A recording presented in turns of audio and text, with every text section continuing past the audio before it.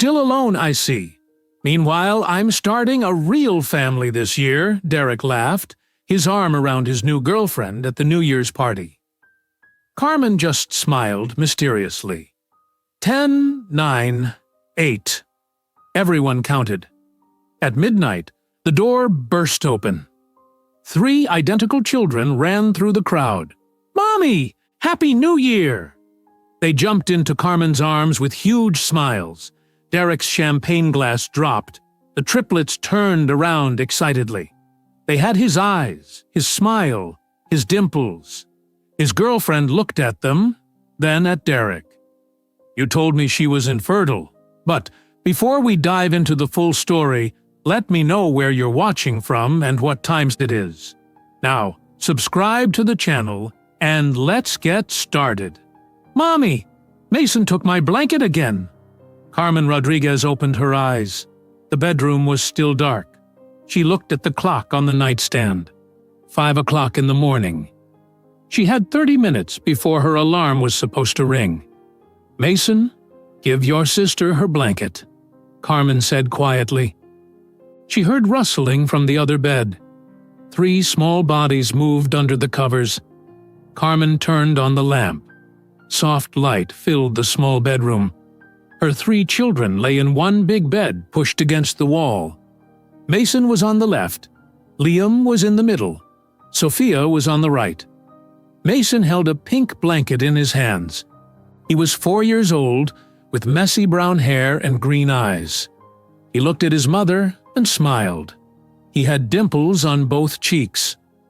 "But it's soft, Mommy," Mason said. "It's mine," Sophia said. She was also 4 years old.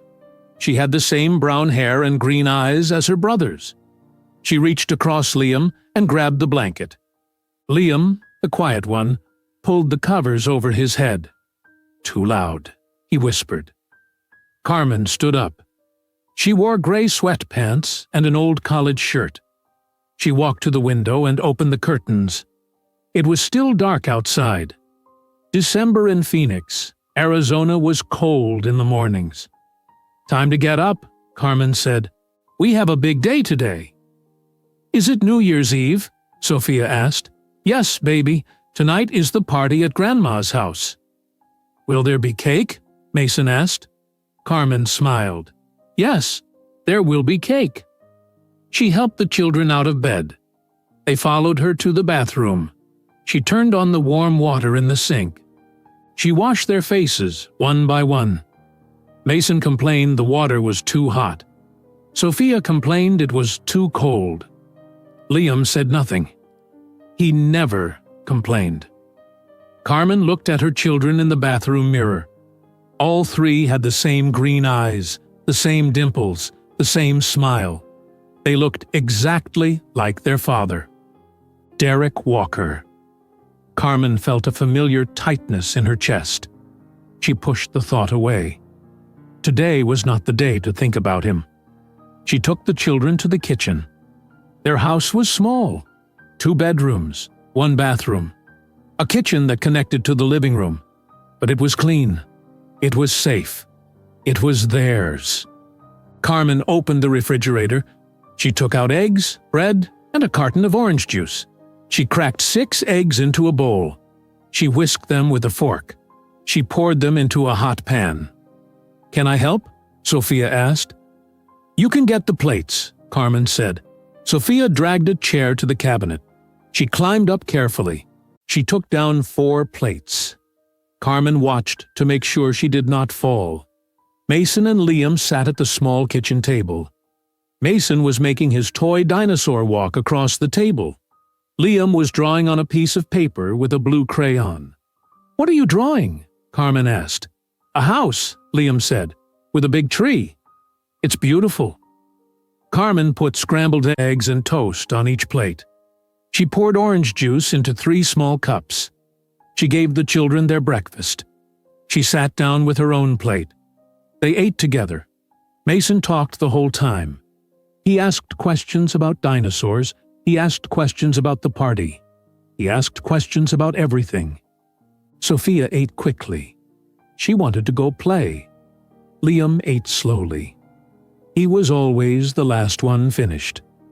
After breakfast, Carmen cleaned the dishes. She took the children back to the bedroom. She dressed them in warm clothes, jeans, long-sleeve shirts, jackets. It was cold outside today. Carmen got dressed in the bathroom. She put on black pants and a blue sweater. She pulled her long brown hair into a ponytail. She did not wear makeup. She did not have time. At 6:30 in the morning, Carmen loaded the children into her car. It was a used Honda Civic, 10 years old. The paint was faded, but it worked. She drove through the quiet streets of Phoenix. The sun was starting to rise. The sky turned from black to dark blue, to orange. Mason pointed at the sky. "Pretty," he said. "Yes, it is," Carmen agreed. She pulled into the parking lot of Little Stars Preschool at 7 o'clock. It was a small building with a playground in the back. Carmen unbuckled the children from their car seats. She held their hands as they walked to the front door. A woman with white hair opened the door. Her name was Miss Annie. She was the teacher. She smiled when she saw the triplets. "Good morning, Mason, Liam, Sophia," Miss Annie said. "Good morning," Mason yelled. Liam waved quietly. Sophia ran inside without saying anything. Carmen knelt down. She hugged each child. "Be good today. I will pick you up this afternoon." "Okay, Mommy," Liam said. Mason was already running toward the toys. Sophia followed him. Carmen watched them for a moment. Then she stood up. "They're wonderful children," Miss Annie said. "Thank you," Carmen said. "They're my whole world." Carmen drove to Lincoln Elementary School. It was 20 minutes away. She arrived at 7:30. The parking lot was almost empty. She was always one of the first teachers to arrive. She unlocked her classroom. Room 12, 3rd grade. The walls were covered with student artwork and alphabet posters. 25 desks filled the room. Carmen turned on the lights. She wrote the day's schedule on the whiteboard. Students started arriving at 8 o'clock. They came in talking and laughing. They hung their backpacks on hooks. They sat at their desks. "Good morning, everyone," Carmen said. "Good morning, Mrs. Rodriguez," the students said together. Carmen loved teaching. She loved seeing children learn. She loved their questions, their curiosity, their joy. She taught them reading and math. She taught them to be kind. She taught them to work hard. At lunchtime, Carmen ate at her desk. She graded papers. She planned tomorrow's lessons. She never took a full break. There was too much to do. At 2 o'clock, the principal knocked on Carmen's door. Her name was Mrs. Henderson. She was a woman in her 60s with gray hair and kind eyes. "Carmen, do you have a minute?" Mrs. Henderson asked. "Of course." Mrs. Henderson stepped into the classroom. The students were working on a math worksheet. The room was quiet. "I wanted to tell you that you're doing an excellent job," Mrs. Henderson said. "Your students are learning so much. Their test scores are some of the highest in the school." Carmen felt her face get warm. "Thank you. I work very hard." "I know you do. I also know you're raising 3 children by yourself. That takes incredible strength." Carmen nodded. She did not trust herself to speak. If she spoke, she might cry. "You're an inspiration," Mrs. Henderson continued. "I hope you know that." "Thank you," Carmen whispered. Mrs. Henderson left. Carmen took a deep breath. She looked at her students. They were bent over their papers, pencils moving, focused. She thought about her own children. In a few hours, she would see them. She would hold them. That was what kept her going every day. At 3 o'clock, Carmen dismissed her students. She cleaned her classroom. She packed her bag. She drove back to Little Stars Preschool. Mason, Liam, and Sophia were waiting by the door with Miss Annie. When they saw Carmen's car, they ran outside. Carmen opened the back door and they climbed in. "How was your day?" Carmen asked. "I built a tower," Mason said. "I drew a picture of a cat," Liam said. "I played kitchen," Sophia said. "Sounds like a good day," Carmen said. She did not drive home. Instead, she drove to Mesa Park. It was a small park with swings and slides. The afternoon was warm. The sun was bright. The children ran to the playground. Mason climbed on everything: the jungle gym, the ladder, the slide. Liam sat on a bench with his notebook. He drew pictures of the trees. Sophia followed Mason. She wanted to do everything he did. Carmen sat on a bench. She watched her children play. She felt tired. She was always tired. But she was also grateful. 3 years ago, she thought her life was over. She thought she could not do it alone. She thought she would fail. But she did not fail. She survived. She built a life. A good life. Carmen remembered the day Derek left. It was a Tuesday morning. 3 years ago. She was standing in their bedroom, watching him pack his clothes into a suitcase. "I can't do this anymore," Derek had said. "You're broken, Carmen. The doctors said you can't give me children. That's all I ever wanted. A family. Kids. You can't give me that." Carmen had stood frozen. The day before, she had gone to the doctor. The doctor told her she was 8 weeks pregnant. She was carrying triplets. 3 babies. She was going to tell Derek that night. But then Derek said, "This is your fault. You ruined our marriage. I deserve better." And Carmen closed her mouth. She let him walk away. She let him believe she was infertile. She decided he did not deserve to know the truth. "Mommy, watch me!" Mason yelled from the top of the slide. Carmen blinked. She was back in the present. She watched Mason slide down. He landed on his feet and raised his arms. "Did you see?" "I saw. You're so brave." After an hour at the park, Carmen loaded the children back into the car. She drove home. When she pulled into the driveway, she saw her mother's car already there. Maria Rodriguez was in the kitchen. She was 60 years old with gray hair pulled into a bun. She wore an apron. The kitchen smelled like tamales and rice. "Mama, you didn't have to start cooking already," Carmen said. "I wanted to help," Maria said. She knelt down and hugged the triplets. "My babies! Are you excited for the party?" "Yes," all 3 children yelled. The front door opened. Carmen's brother Carlos walked in.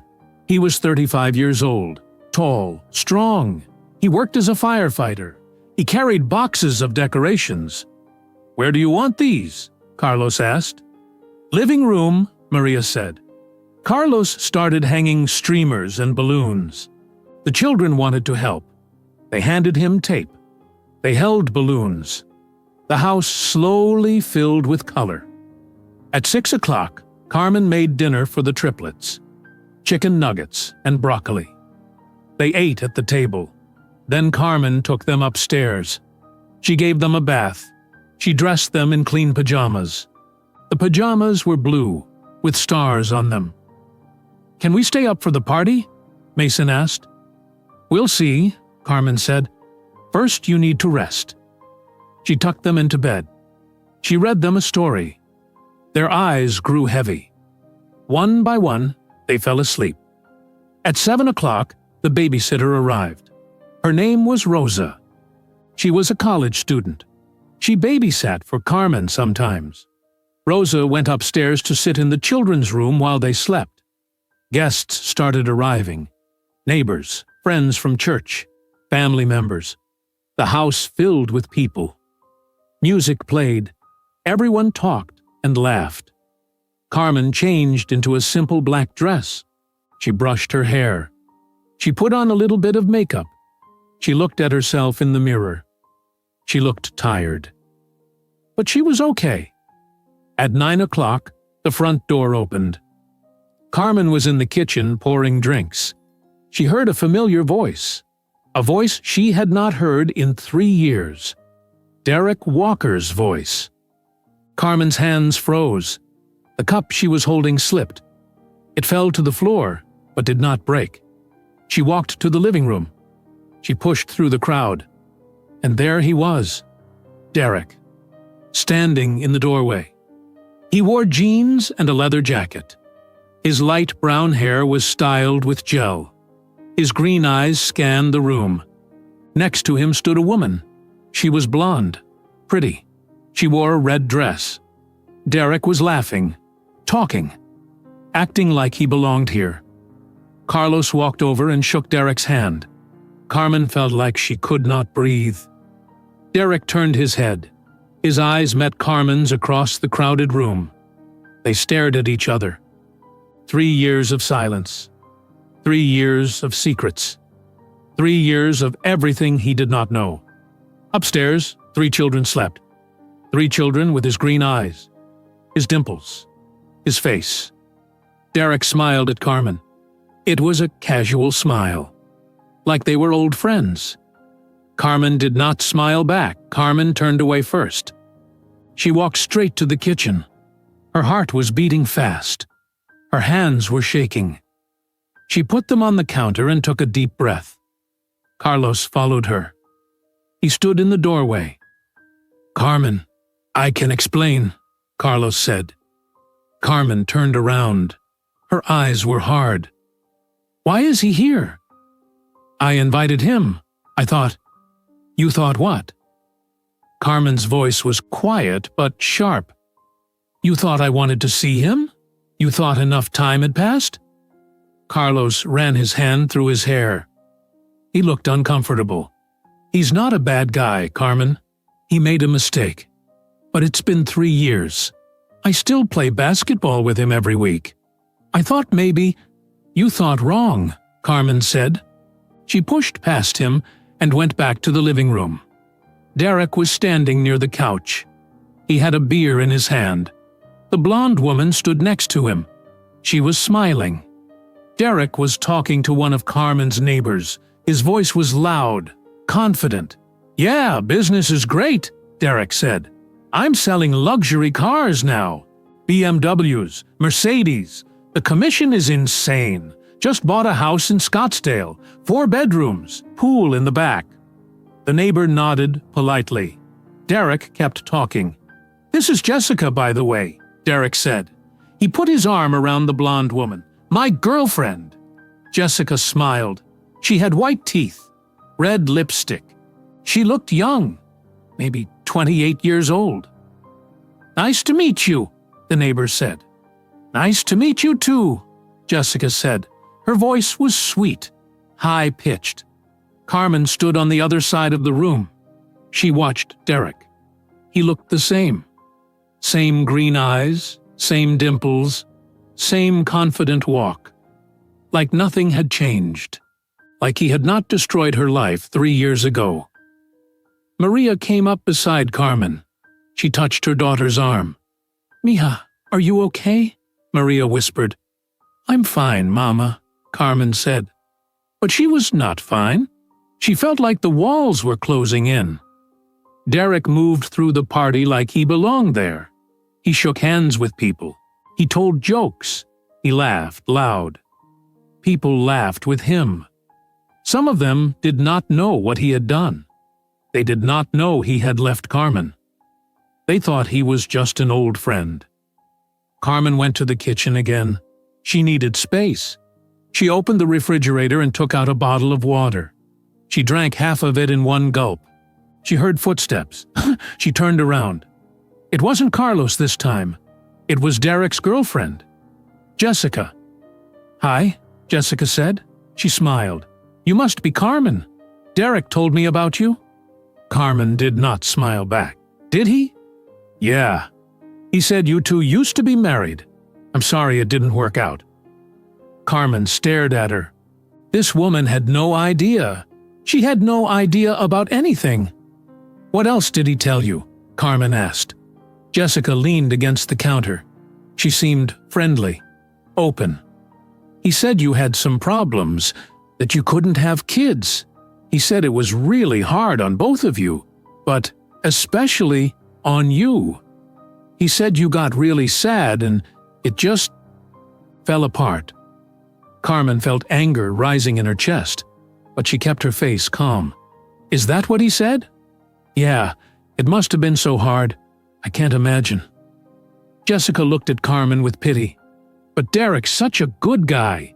He tried so hard to make it work. He really did. Carmen wanted to scream. She wanted to tell this woman the truth. But she did not. Not yet. I'm glad he found you, Carmen said. Her voice was flat. Me too, Jessica said. She smiled again. We're really happy. Actually, we're planning to start trying for a baby this year. Derek's so excited. He's always wanted to be a dad. Carmen's hand tightened around the water bottle. The plastic cracked. She set it down on the counter.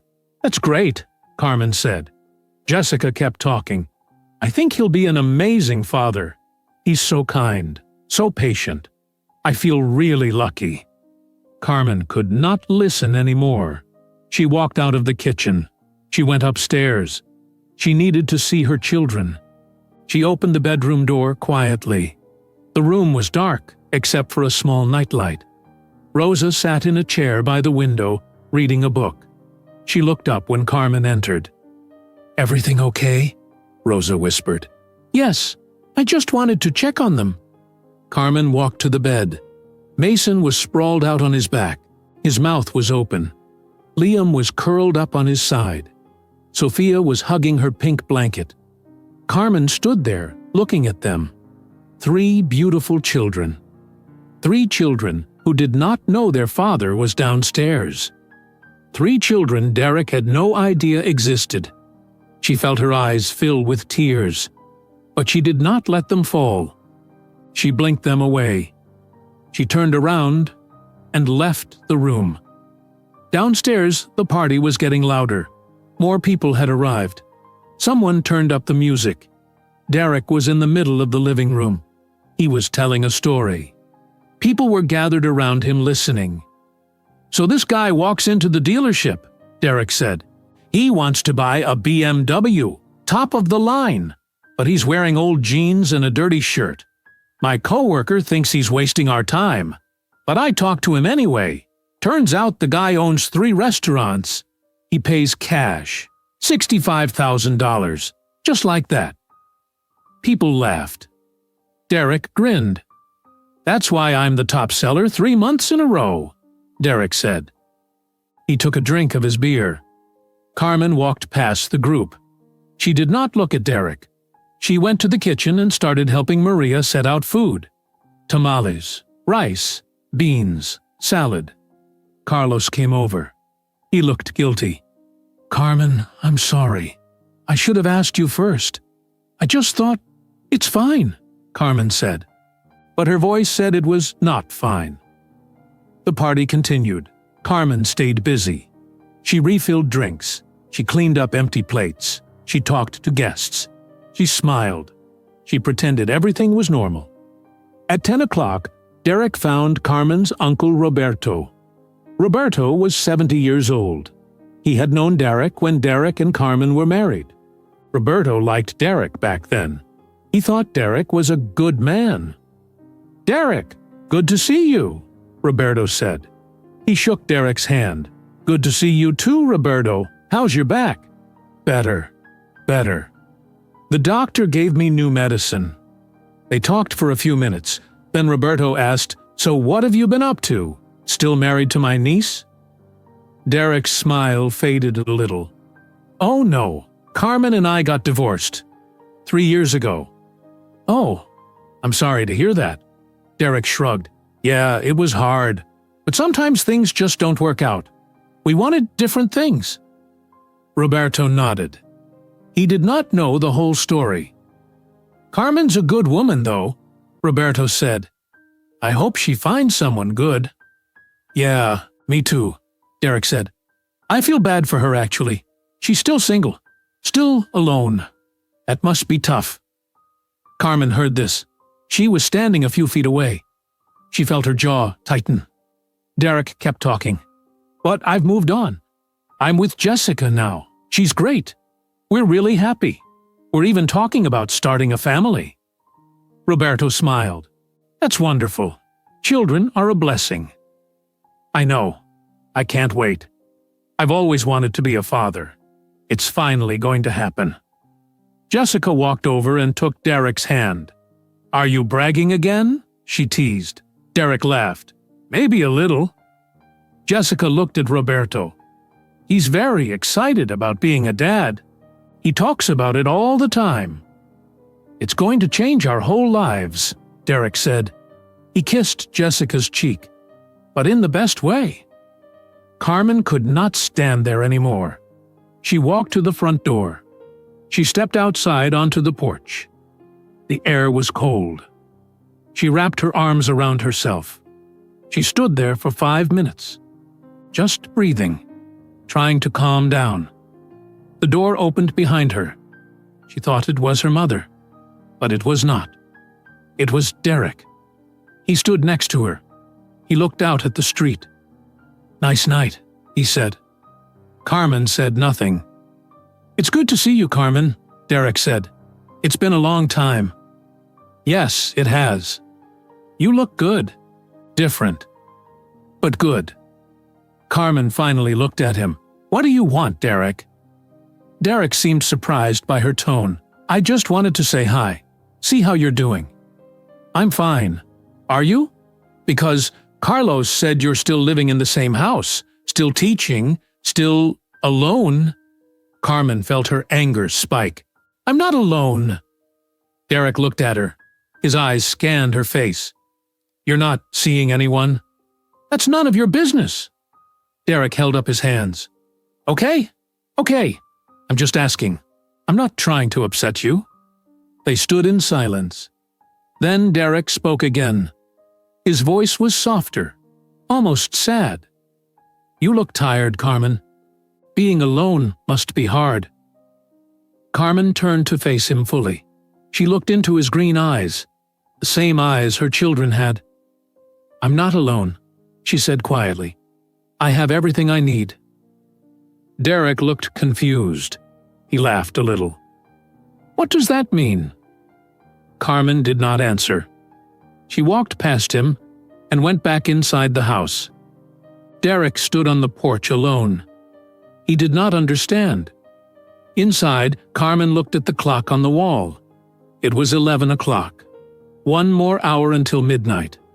1 more hour until the new year. 1 more hour until Derek's whole world changed.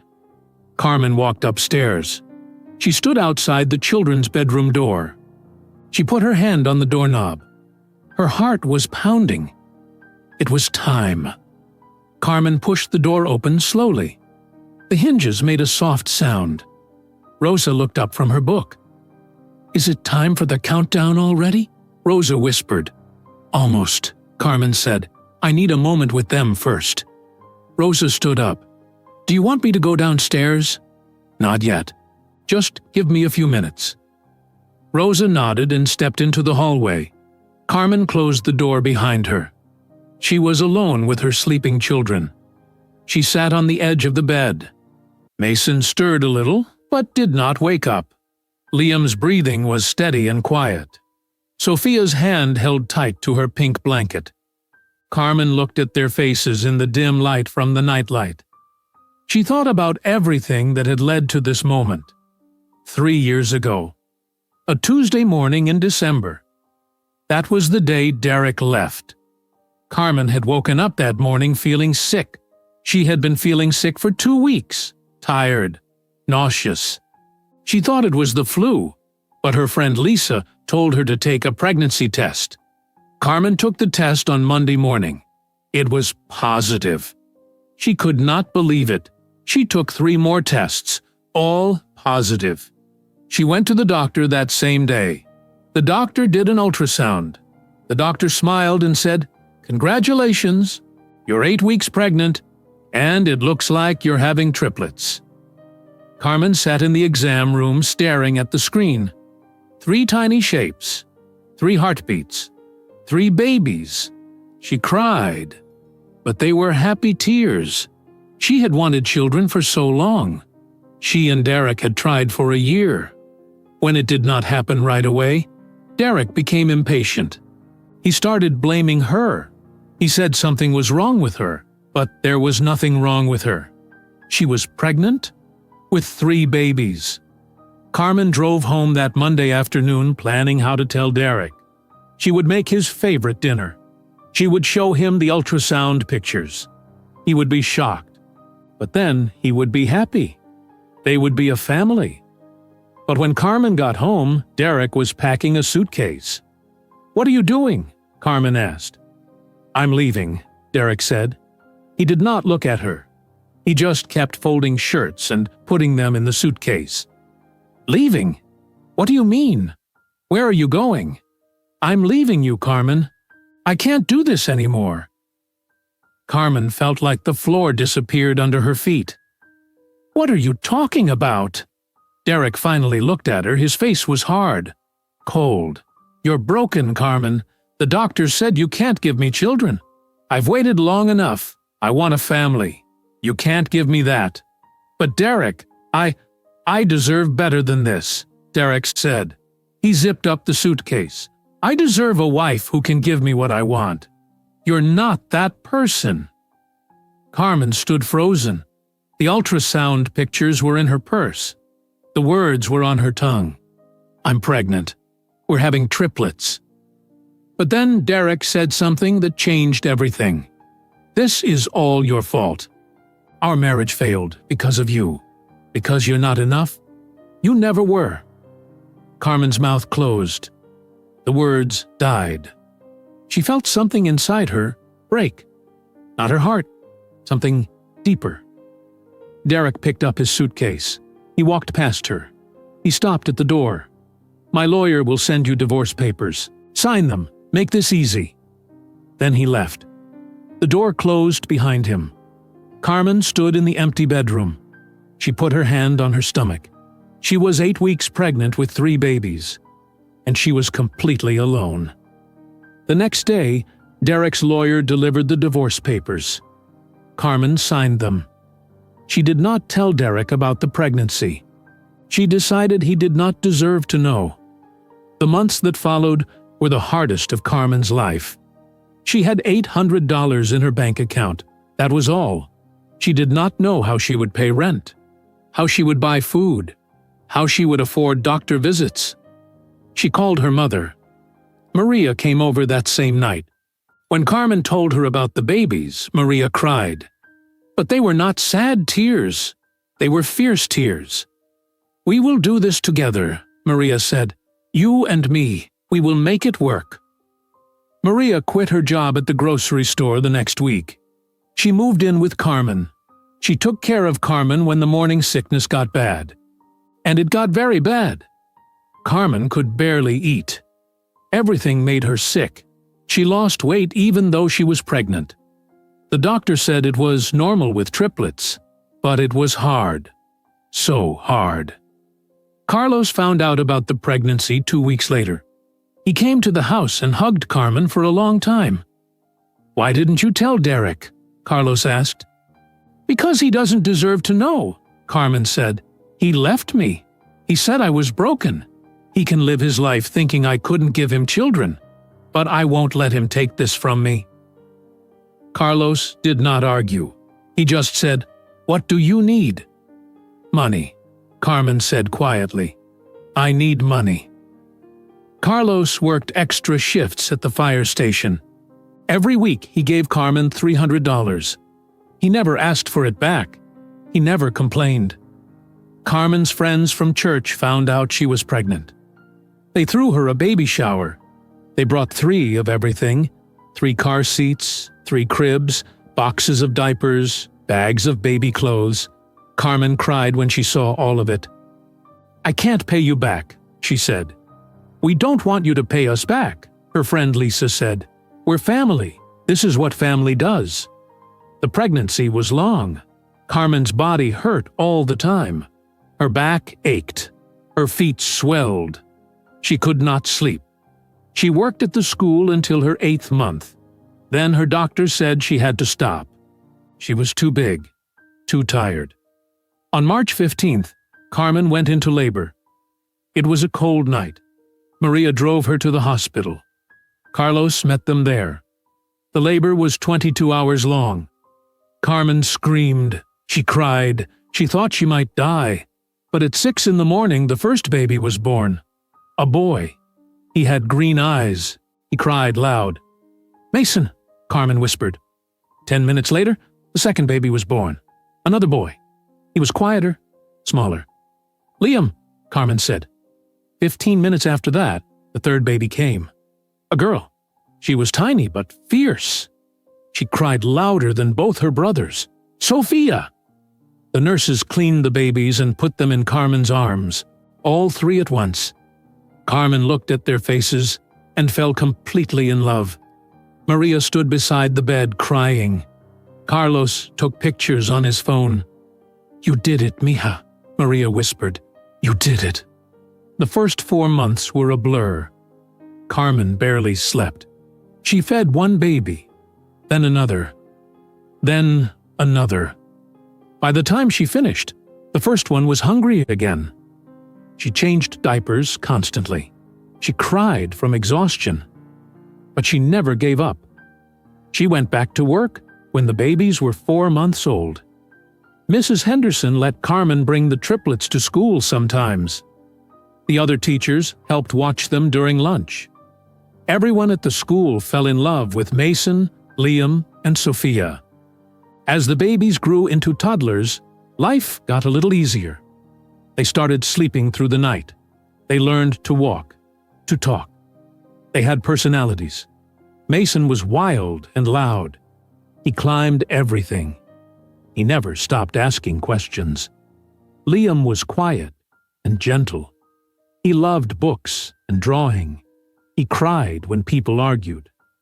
Sophia was fearless. She wanted to do everything her brothers did. She refused to be left behind. Carmen loved them more than anything in the world. They were everything to her. And Derek knew nothing. He had no idea they existed. He moved to Scottsdale with his new life, his new girlfriend, his lies. Now, sitting on the edge of the bed, Carmen made her decision. She was done hiding. She was done protecting Derek. She was done letting him tell people she was broken. Tonight, everyone would see the truth. Carmen reached out and gently shook Mason's shoulder. "Mason, baby, wake up." Mason opened his green eyes. He looked confused. "Mommy? It's okay. I need you to wake up. You too, Liam, Sophia." She woke all three children. They rubbed their eyes. They were confused, but not upset. "Are we going to see the new year?" Sophia asked. "Yes, baby. We're going downstairs. Everyone wants to see you." "Will there be cake?" Mason asked. Carmen smiled. "Yes, there will be cake." She helped them out of bed. Their matching blue pajamas were soft and warm. She brushed their hair with her fingers. She looked at their faces one more time. Derek's green eyes. Derek's dimples.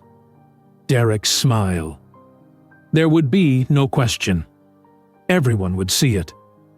Everyone would know. Carmen opened the door. Rosa was waiting in the hallway. "They're awake," Rosa said. "Is everything okay?" "Everything is perfect," Carmen said. She took Mason and Sophia's hands. Liam held onto her shirt. They walked down the hallway toward the stairs. Carmen could hear the noise from the party below. Voices, music, laughter. She stopped at the top of the stairs. She could see the living room. It was full of people. Derek was standing near the television. Jessica was beside him. They were smiling. Carmen looked down at her children. "Stay close to me, okay?" "Okay, Mommy," Liam whispered. Carmen took a deep breath. Downstairs, someone was turning up the volume on the television. The countdown from Times Square was starting. It was 11:59. The television screen showed Times Square in New York City. Thousands of people crowded together. The giant ball was lit up. The crowd was cheering. In the living room, about 40 people gathered around the television. Carmen's family, her neighbors, old friends, everyone held drinks. Some had champagne glasses. Some had beer bottles. The energy in the room was excited. Derek stood near the television with Jessica. He had his arm around her waist. She was leaning against him. They both held champagne glasses. The golden liquid sparkled in the light. "This is it," Derek said to Jessica. "Our year. Everything's going to be perfect." Jessica smiled up at him. "I love you." "I love you too." On the television, the announcer's voice was loud. "1 minute until midnight. Let's count down together." The crowd in Times Square started chanting, 60, 59, 58. In the living room, people started gathering closer together. Maria stood near Carlos. Roberto and his wife stood by the couch. Lisa and her husband were by the window. Carlos looked around. He noticed Carmen was not in the room. He felt uneasy. He knew his sister. He knew that look she had in her eyes earlier. Something was going to happen. 30 seconds, the announcer shouted. The crowd on the television was going wild. Confetti was ready to drop. The ball was moving down slowly. Carmen stood at the top of the stairs. She could see everything. She could see Derek smiling. She could see Jessica holding his hand. She could see all the guests waiting for midnight. Her heart was pounding so hard she thought everyone could hear it. Mason squeezed her hand. "Mommy, I'm excited," Mason whispered. "Me too, baby," Carmen said. 20 seconds. Carmen started walking down the stairs, slowly, one step at a time. The children followed her. Mason, Liam, Sophia. Their small feet made soft sounds on the wood. Nobody noticed them yet. Everyone was watching the television. 15 seconds. Carmen reached the bottom of the stairs. She stood in the doorway between the hallway and the living room. The children stood behind her. She put her hand on the doorframe to steady herself. 10! Everyone in the living room shouted together. Carmen's mother, Maria, turned around. She saw Carmen. She saw the children. Her hand went to her mouth. Her eyes went wide. 9. Carlos saw them too. He understood immediately. His face changed. He looked at Derek, then back at Carmen. 8! Derek was still smiling, still holding Jessica. He had no idea what was about to happen. 7! Carmen stepped aside. The children were now visible in the doorway, but most people were still watching the television. 6! Jessica glanced toward the door. She saw Carmen. She waved. Carmen did not wave back. 5! The ball on the television was almost at the bottom. The crowd was screaming. The noise was deafening. 4! Carmen looked at her children. She nodded at them. Go ahead. 3! Mason's face lit up. He loved parties. He started moving forward. 2! Liam and Sophia followed their brother. They walked into the living room. 1! Happy New Year! The television exploded with noise. Confetti fell in Times Square. People were hugging and kissing. Music started playing. The crowd sang Auld Lang Syne. In the living room, people started hugging each other. Someone popped a bottle of champagne. The cork hit the ceiling, and at that exact moment, 3 small children ran into the room. "Mommy!" Mason yelled. "Happy New Year!" "Mommy!" Sophia shouted. Liam was quieter, but he was smiling. He ran toward Carmen with his arms out. Carmen knelt down on the floor. All 3 children crashed into her. She wrapped her arms around them. She hugged them tight. She kissed Mason's head, then Liam's. Then Sophia's. "Happy New Year, my babies," she whispered. The room went quiet. The television was still loud. The music was still playing, but nobody in the living room made a sound. Everyone turned to look at the children. At first, they just saw 3 kids in blue pajamas, but then they looked closer. They saw the faces, green eyes. All 3 children had bright green eyes, the same shade, the same shape. Dimples. When Mason smiled, dimples appeared on both cheeks. Deep dimples. Sophia had the same dimples. So did Liam. The nose, the shape of the face, the smile. People started looking from the children to Derek. Then back to the children. Then to Derek again. Derek had been raising his champagne glass to his lips. He had been about to take a drink, but his hand stopped moving. His arm froze in the air. He stared at the children. His face went pale. Very pale. Like all the blood drained out. The champagne glass slipped from his hand. It fell. It hit the hardwood floor. Glass shattered everywhere. The golden liquid splashed. Pieces of glass scattered across the room. Nobody moved. Nobody spoke. Mason turned around. He saw all the people staring at him. "Hi," he said. He waved. The living room was bright. Every lamp was on. The overhead light was on. Everyone could see the children's faces perfectly. Mason had a small birthmark on the left side of his neck. It was shaped like an oval, light brown, very visible. Derek had the exact same birthmark, in the exact same place.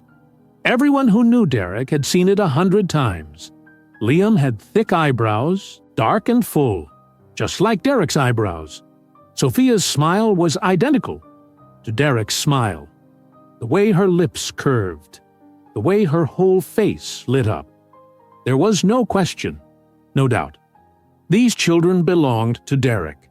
Jessica was still holding her champagne glass. She was staring at the children. Her mouth was slightly open. Her face was turning white. All the color was leaving her skin. She looked at Mason, at Liam, at Sophia. She saw Derek's face 3 times, 3 little versions of Derek. Then she turned to look at Derek. "Derek," she said. Her voice was shaking. "Who are these kids?" Derek did not answer. He could not answer. His mouth opened, but no sound came out. He was staring at Carmen. His eyes were wide, shocked, confused, terrified. Maria started crying. Quiet tears ran down her face. She put both hands over her mouth. She had waited for this moment. She had feared it. But now it was happening. Carlos walked across the room. His footsteps were loud in the silence. He came to stand next to Carmen. He looked down at the 3 children.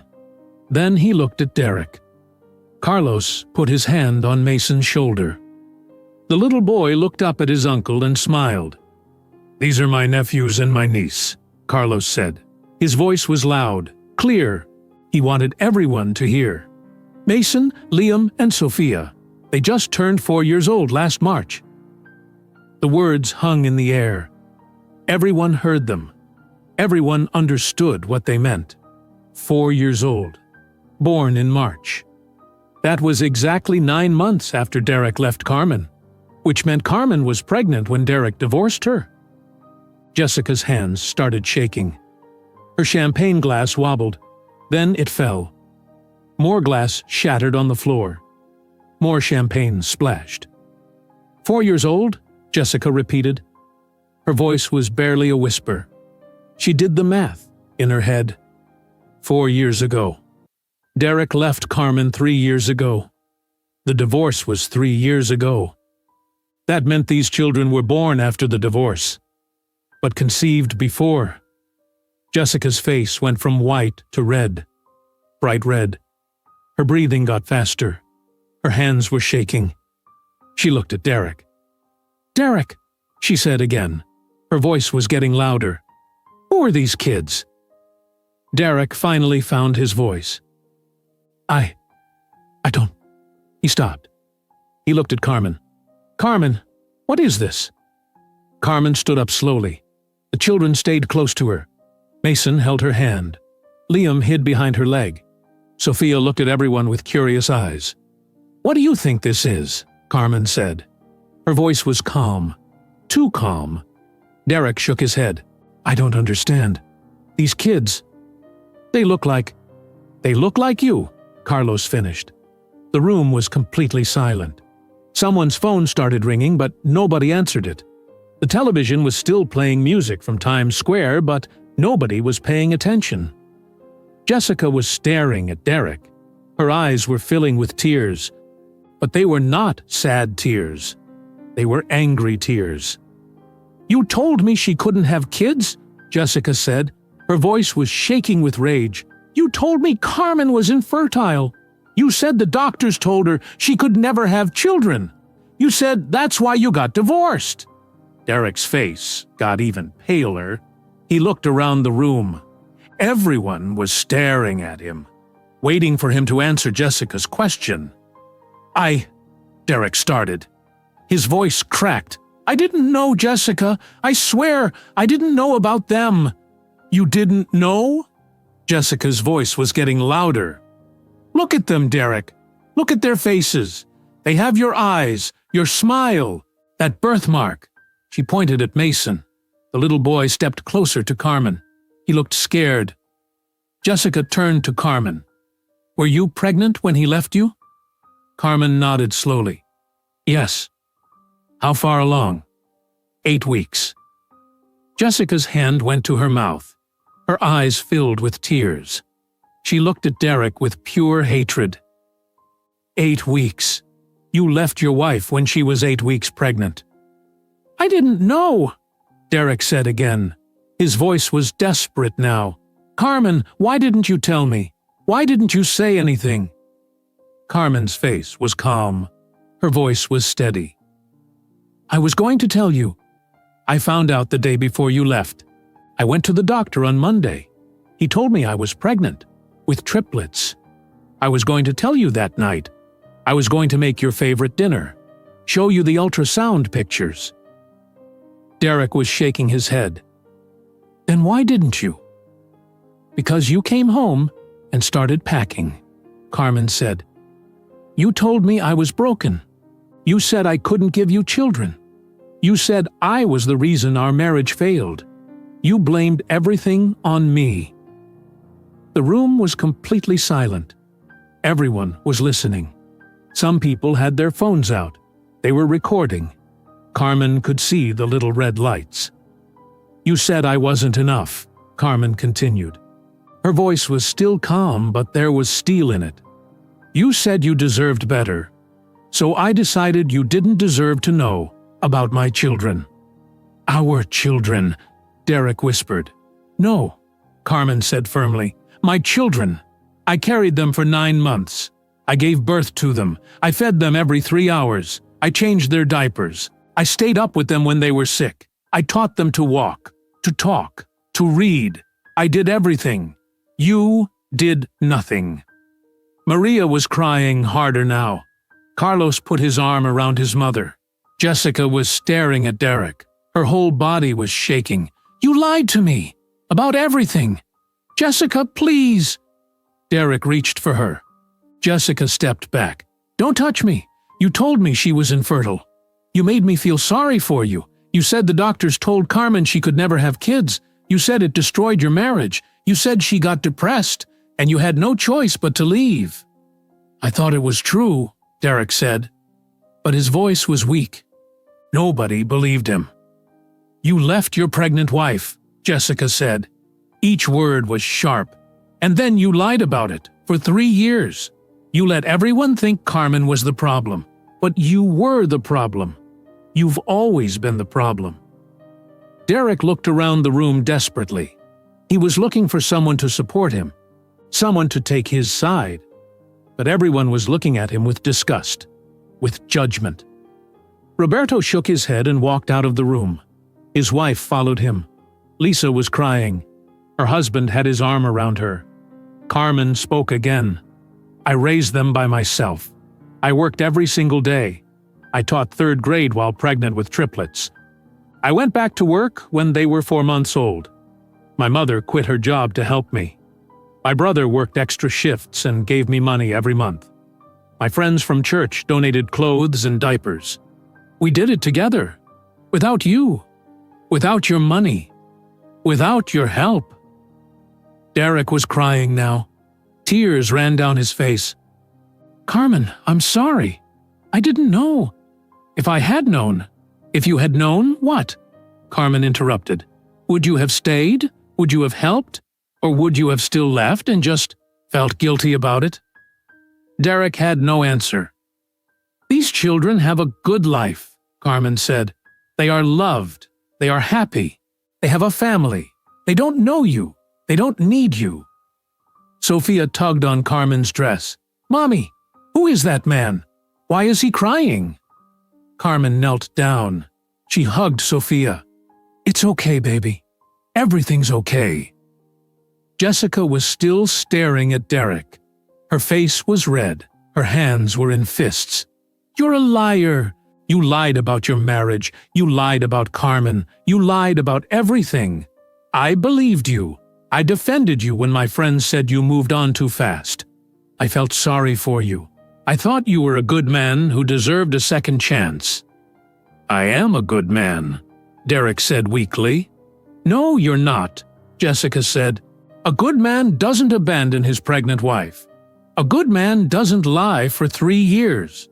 A good man doesn't let his ex-wife struggle alone while he brags about his perfect life.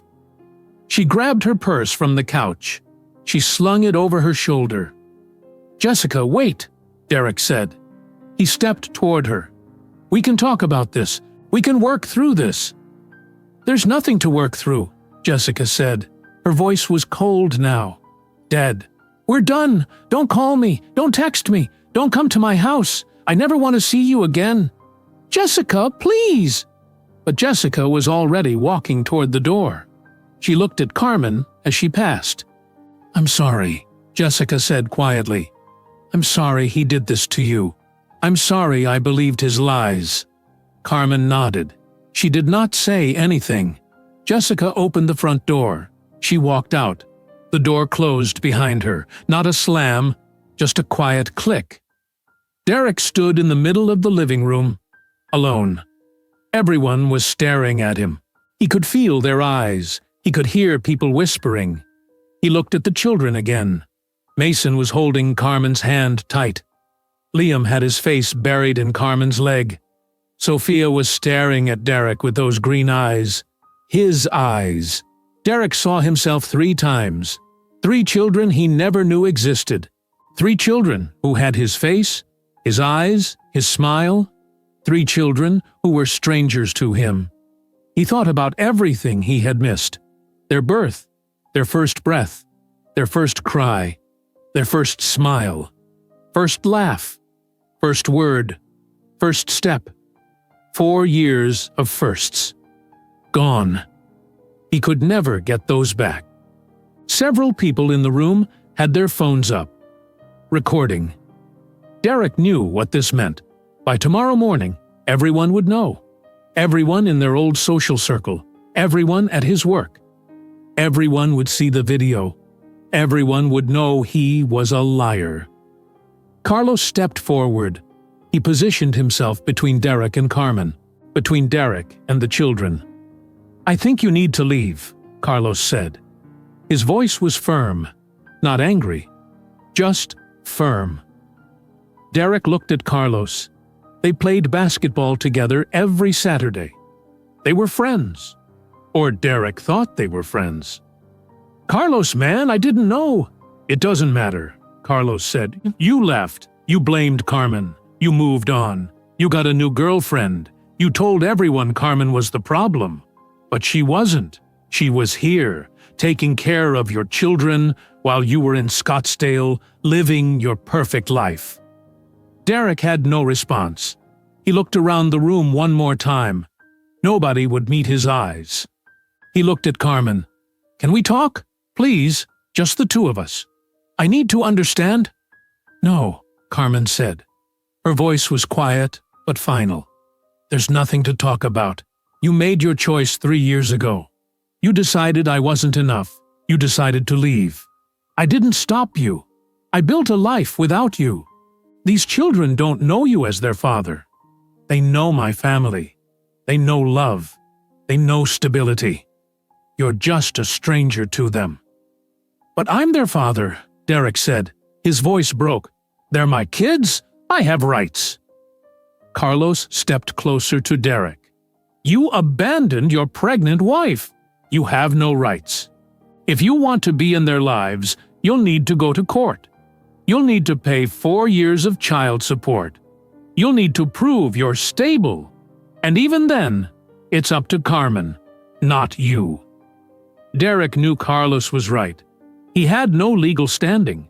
He never paid child support. He never even asked about Carmen. The divorce papers said no children. He signed them. He agreed. Derek looked at the triplets one more time. Mason, Liam, and Sophia. His children. Children who did not know him. He turned and walked to the door. His legs felt heavy. His whole body felt heavy. He opened the door and stepped outside into the cold night air. The door closed behind him. He stood on the porch for a moment. He could hear music starting again inside. People talking quietly. Life moving on without him. Derek walked to his BMW. He opened the door and sat in the driver's seat. But he did not start the car. He just sat there. He put his head in his hands. Inside the house, Carmen walked to the window. She looked out. She could see Derek sitting in his car, not moving, just sitting there with his head down. Carmen watched Derek through the window. He was still in his car. His head was down, his shoulders were shaking. He was crying. She felt nothing. No pity, no sadness, just emptiness. Behind her, the living room was quiet. The television was still on, but someone had muted it. People were standing around not knowing what to do, not knowing what to say. Mason tugged on Carmen's dress. "Mommy, can we have cake now?" Carmen turned away from the window. She looked down at her son. His green eyes were bright, innocent. He had no idea what just happened. None of the children did. Carmen smiled. It was a tired smile. "Yes, baby. Let's get you some cake." She walked to the kitchen. The triplets followed her. Maria was already there. She had been crying, but she wiped her tears quickly. "Mama, can you help me with the cake?" Carmen asked. Maria nodded. She opened the refrigerator and pulled out a large chocolate cake. It had white frosting and said, "Happy New Year" in blue letters. Maria cut 3 big slices. She put them on small paper plates. Carmen set the plates on the kitchen table. The children climbed into their chairs, they picked up their forks and started eating. Chocolate got all over their faces immediately. Sophia looked up at Carmen. "This is good cake, Mommy." "I'm glad you like it, baby." Carmen heard footsteps behind her. She turned. Carlos stood in the doorway. His face looked sad. Guilty. "Carmen," he said quietly, "I'm sorry. I should not have invited him. I don't know what I thought." Carmen shook her head. "It's okay." "No, it's not okay. I didn't ask you. I didn't think about how it would make you feel. I just thought enough time had passed. I thought everyone should move on." "Maybe it was time," Carmen said. She looked at her children eating cake. "Maybe it was time for the truth to come out anyway. I was tired of hiding, tired of protecting him while I struggled." Carlos walked over and hugged his sister. "You're the strongest person I know." Carmen hugged him back. "I had to be. I had no choice." In the living room, people were starting to leave. They came to the kitchen doorway to say goodbye to Carmen. They hugged her. They told her she was brave. They told her she did the right thing. Lisa came with her husband. Lisa had tears on her face. "Carmen, I'm so proud of you. You're amazing." "Thank you," Carmen said. "If you need anything, call me. Anytime, day or night." "I will." One by one, the guests left. The house got quieter. Some people helped clean up. They picked up empty cups and plates. They threw away napkins and paper decorations. By 12:30 in the morning, only Maria and Carlos remained. They worked together cleaning the living room. Maria swept up the broken glass from the champagne glasses. Carlos picked up the bigger pieces carefully. "Do you think he'll come back?" Maria asked quietly. "I don't know," Carlos said. "Maybe. Probably. Those are his children." "He gave up the right to call them his children when he walked away," Maria said. Her voice was hard. Outside, Derek finally started his car. The engine rumbled to life. Carmen heard it from the kitchen. She looked out the window again. She watched his taillights disappear down the street.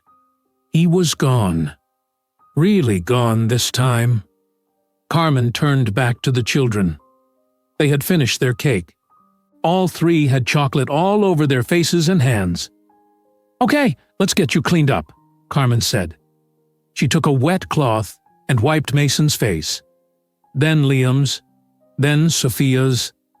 Their skin was sticky with chocolate and frosting. "Time for bed," Carmen said. "But we just woke up," Mason protested. "I know, but it's very late. Past your bedtime."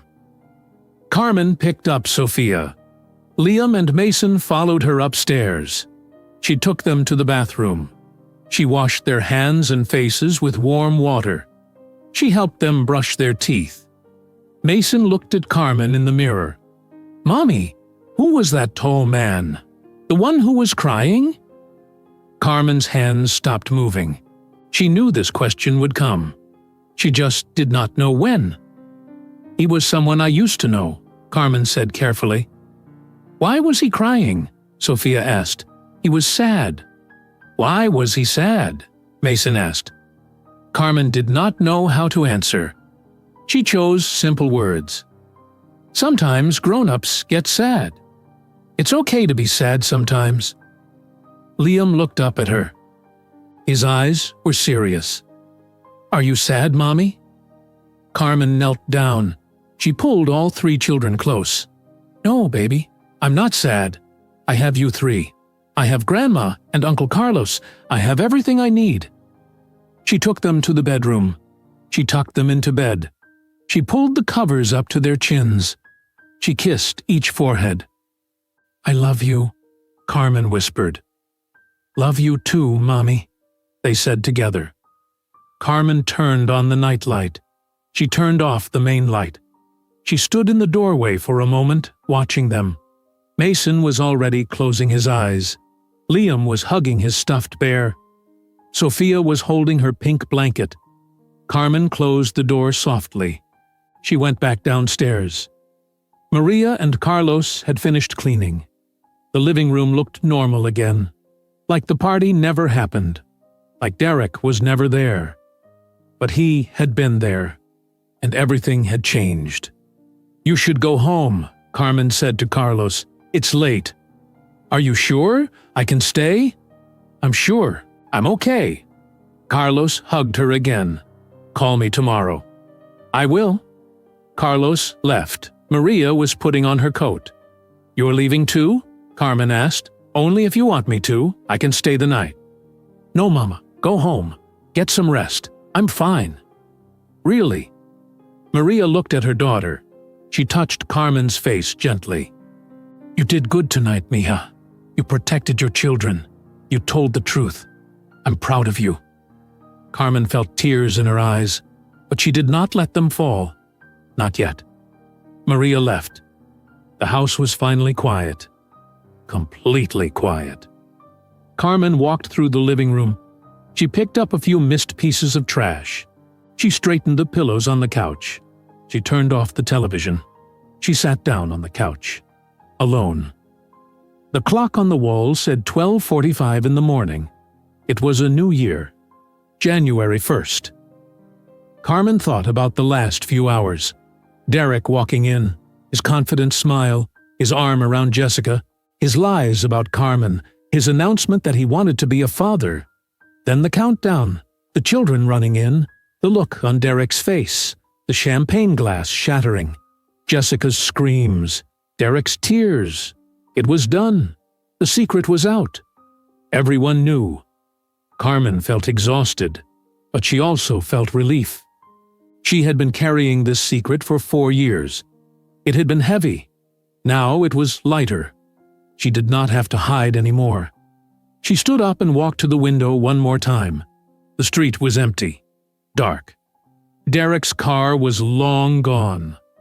Across town, Derek drove through the empty streets of Scottsdale. He pulled into the driveway of his house. It was a big house, 4 bedrooms, 2 bathrooms, a pool in the back. Everything he wanted. But when he walked inside, it felt empty, cold. Jessica was not there. Her things were gone. She must have come while he was at the party. Her toothbrush was gone from the bathroom. Her clothes were gone from the closet. She left her key on the kitchen counter. Derek walked through the big empty house. He turned on the lights in each room, but the lights did not make it feel less empty. He sat on his leather couch. It was expensive, comfortable. He had been proud of this couch, proud of this house, proud of his car, proud of his job. But what did any of it matter now? He thought about his children, Mason, Liam, Sophia. He tried to remember their faces, the green eyes, the dimples. They looked just like him. He had 3 children. He was a father. He had been a father for 4 years and did not even know it. He thought about everything he missed. Carmen pregnant, alone, scared. He was not there. He did not help. He did not know. Their birth. He was not at the hospital. He did not hold them when they were born. He did not see them take their first breath. Their first year, the sleepless nights, the feedings, the diapers, the first smile, the first laugh. He missed all of it. Learning to walk, learning to talk, first words, first steps, birthdays, holidays. He missed everything. 4 years, gone. He could never get those years back. Derek put his head in his hands. He cried. Real tears, deep sobs. He was alone in his big empty house. Nobody could hear him. Nobody cared. 3 days later, Carmen was at work. It was Wednesday afternoon, January 4th. Her students were working on a reading assignment. The classroom was quiet. There was a knock on the door. Mrs. Henderson opened it and stepped inside. "Carmen, someone is here to deliver something to you. Can you step out for a moment?" "Of course." Carmen told her students to keep working. She walked into the hallway. A man in a uniform stood there holding a clipboard and a large envelope. "Are you Carmen Rodriguez?" "Yes." "I have a certified letter for you. I need you to sign here." Carmen took the pen. She signed the paper. The man handed her the envelope, then he left. Carmen looked at the envelope. It was thick, official-looking. Her name and address were typed on the front. In the upper left corner was the return address. Lawson and Finch Legal Services, Scottsdale, Arizona. Carmen's heart started beating faster. She knew what this was. Carmen stood in the hallway holding the envelope. Her hands were shaking. She walked to the teacher's lounge. It was empty. Everyone was in their classrooms teaching. She sat down at the table. She opened the envelope carefully. Inside was a thick stack of papers. Official legal papers. She pulled them out and started reading. The first page had bold letters at the top. Petition for establishment of paternity and parental rights. Carmen's breath caught in her throat. She kept reading. The words were legal and complicated, but the meaning was clear. Derek Walker was seeking parental rights to Mason Daniel Walker, Liam James Walker, and Sophia Marie Walker. He was requesting a court-ordered paternity test. He was requesting visitation rights. He wanted to be part of their lives. Carmen put the papers down on the table. She felt anger rising in her chest. After 3 years of silence, now he wanted to be a father? After walking away, after lying, after building his perfect life without them, now he wanted rights. She picked up her phone. Her hands were still shaking. She called Carlos. He answered after 2 rings. "Hey, what's up?" "Derek sent me legal papers," Carmen said. Her voice was tight. "He's seeking parental rights." Carlos was quiet for a moment. "When did you get them?" "Just now. Someone delivered them to the school." "What do they say?" "He wants a paternity test. He wants visitation. He wants to be their father." "That bastard," Carlos said. His voice was angry. "Carmen, you need to get a lawyer, right now. Don't wait." "I don't know any lawyers." "I do. Sarah Mitchell. She handles family law. She's tough, really tough. I'll text you her number. Call her today." "Okay. Do you want me to come over tonight?" "No, I'm okay. I just needed to hear your voice." "Call Sarah. Promise me." "I promise." Carmen hung up. A few seconds later, her phone buzzed. Carlos had sent her a phone number and a name. Sarah Mitchell, family law attorney. Carmen called the number. A woman answered. "Mitchell Law Office." "Hi, my name is Carmen Rodriguez.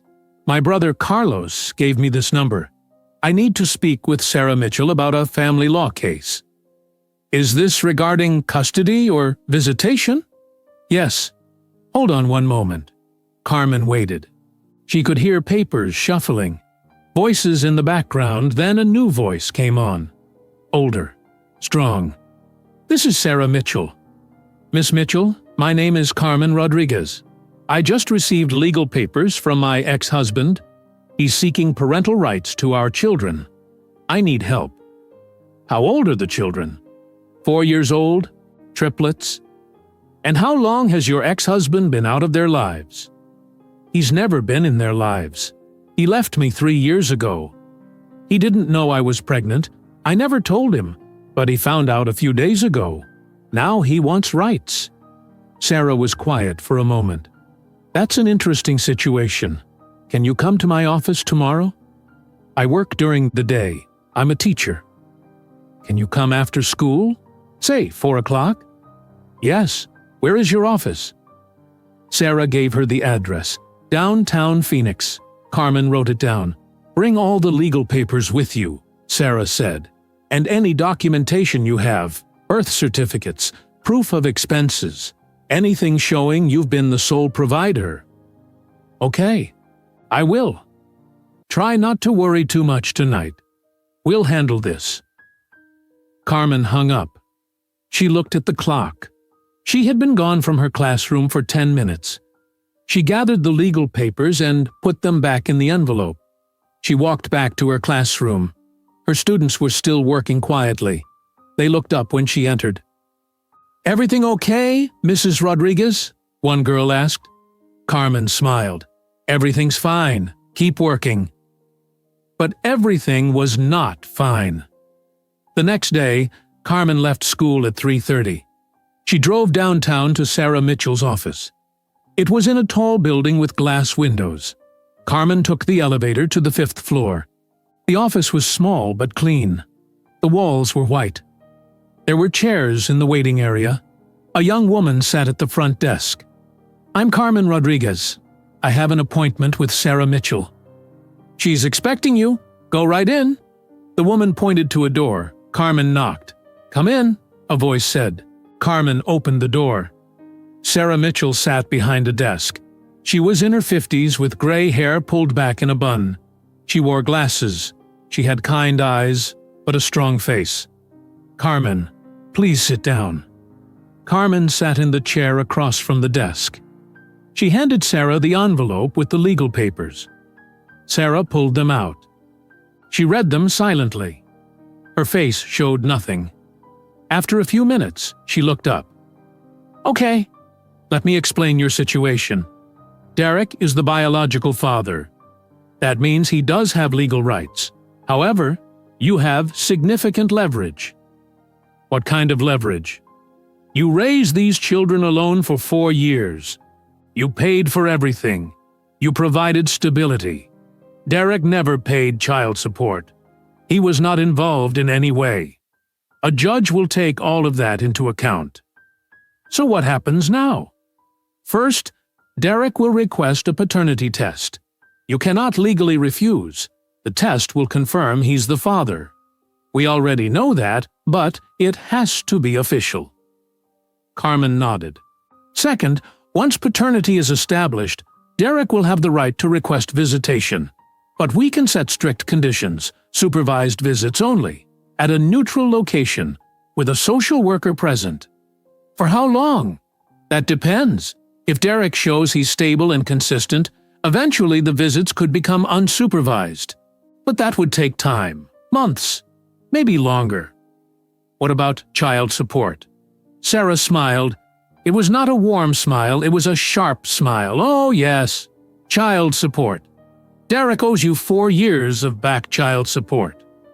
That's going to be a significant amount. We'll make sure he pays every cent." "How much?" "That depends on his income, but we're probably looking at $60,000 to $70,000, maybe more." Carmen's eyes went wide. "That much? He abandoned his children. He has to pay for that, literally." Over the next 2 weeks, lawyers sent papers back and forth. Derek requested a paternity test.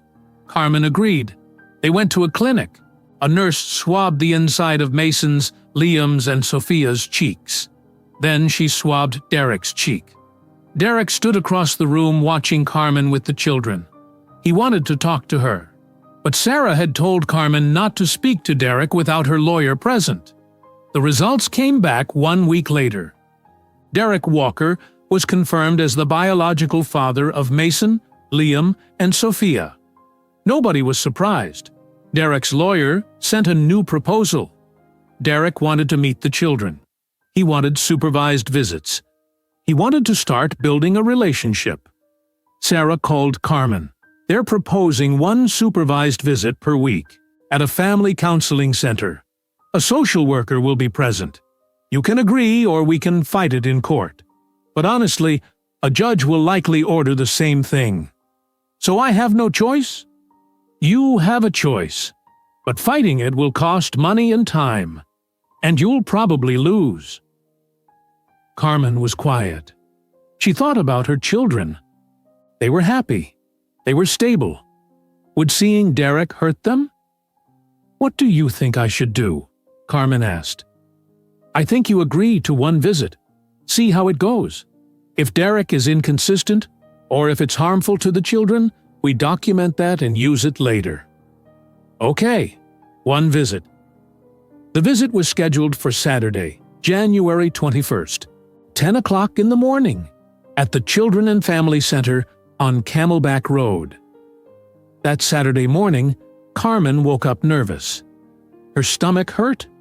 She made breakfast for the triplets, but could barely eat herself. She dressed the children in clean clothes, jeans and sweaters. She brushed their hair. Mason asked where they were going.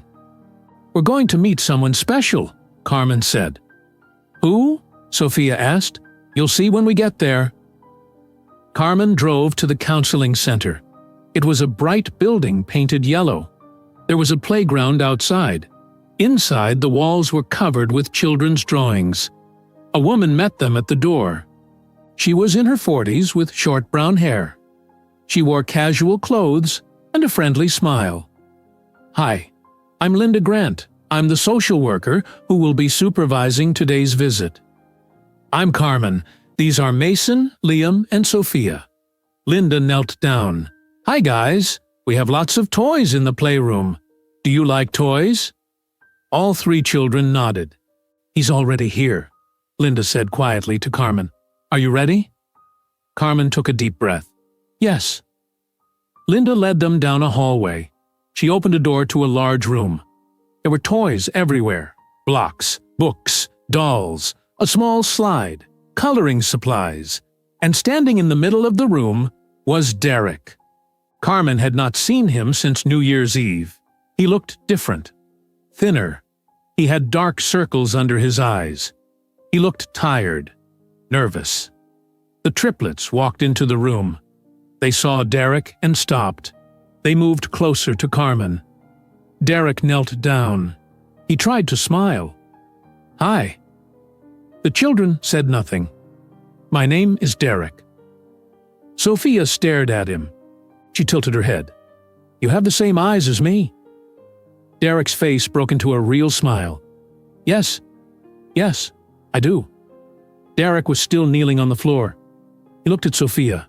She had his green eyes, his dimples, his smile. But she was a stranger to him.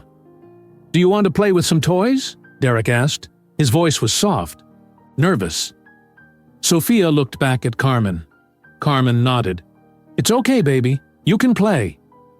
Sophia walked slowly to a box of blocks. She sat down on the floor and started building. Mason followed her. He was braver than his sister. He sat down next to the blocks. Liam stayed close to Carmen. He held her hand tight. He was the shy one, the sensitive one. Derek moved closer to Sophia and Mason. He sat on the floor with them. "What are you building?" "A tower," Mason said. He stacked one block on top of another. "That's a great tower. Can I help?" Mason shrugged. "Okay." Derek picked up a blue block. His hands were shaking slightly. He added it to the tower. Mason added a red block. Sophia added a yellow one. The tower got taller. Then Mason knocked it down. The blocks scattered across the floor. Mason laughed. Derek smiled, but it was an awkward smile. He did not know what to do. He did not know how to play with 4-year-olds. Carmen sat in a chair in the corner of the room. Linda Grant sat in another chair nearby. She had a notebook. She was watching everything, taking notes. "What's your name?" Mason asked Derek. "My name is Derek." "How old are you?" "I'm 34. "That's old," Mason said. Derek laughed. It was a real laugh this time. "Yeah, I guess it is." "I'm 4, Mason said proudly. "So is Liam. So is Sophia. We're all 4. "I know, you're triplets." "What's triplets?" "It means you were all born on the same day." "Oh." Mason thought about this. Then he picked up a toy dinosaur. "Do you like dinosaurs?" "I do." "What kind is that?" "A T-Rex. He's the biggest and the strongest, and he eats meat." Mason made the dinosaur walk across the floor. He made roaring sounds. Sophia picked up another dinosaur, a smaller one. "This is a baby," Sophia said. "The baby is lost. He can't find his mommy." Derek's smile faded a little. He looked at Carmen. She was watching. Her face showed nothing. "Maybe the mommy will find him," Derek said quietly. "Yeah," Sophia said. "The mommy always finds the baby." They played with the dinosaurs for a few minutes. Then Mason got bored. He jumped up and ran to the slide. It was a small plastic slide for little kids. Mason climbed up and slid down. He did it again and again. Derek watched him. "He has a lot of energy." "He never stops moving," Carmen said. It was the first time she had spoken since they arrived. Derek looked at her. "Was I like that when I was a kid?" "I don't know. I didn't know you when you were a kid." The words were cold. True. Derek looked away. Liam was still standing next to Carmen. He had not moved. He was holding her hand. His eyes were watching Derek, but he would not go near him. "What about him?" Derek asked. "Is he always quiet?" "Liam is sensitive. He needs time to trust people." Derek nodded. He understood what she was not saying. Liam did not trust him. None of the children did. He was a stranger. Derek stood up. He walked over to a shelf with books. He picked one up. "Do you guys like stories?" "Yes," Mason yelled from the slide. Come sit down and I'll read to you." Mason ran over. He plopped down on the floor. Sophia followed. She sat next to her brother, but Liam stayed with Carmen. Derek opened the book. It was about a bear who lost his hat. Derek started reading. His voice was uncertain at first, but as he read, he got more comfortable. He made different voices for the different animals. Mason laughed. When the story ended, Mason said, "Read another one." "Okay." Derek picked up a different book. This one was about a caterpillar who ate too much. Derek read it.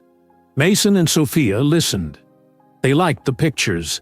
Liam was still standing with Carmen, but he was watching, listening. Slowly he moved a little closer, just a little. Derek noticed. He did not say anything. He just kept reading. After the second book, Sophia asked, "Do you have kids?" The room went very quiet. Derek did not know what to say. He looked at Linda, then at Carmen. Carmen's face was still blank. "Yes," Derek said slowly. "I have 3 kids." "How old are they?" Sophia asked. "They're 4, just like you." "Oh." Sophia went back to playing with the blocks. She did not understand. Derek felt his chest tighten.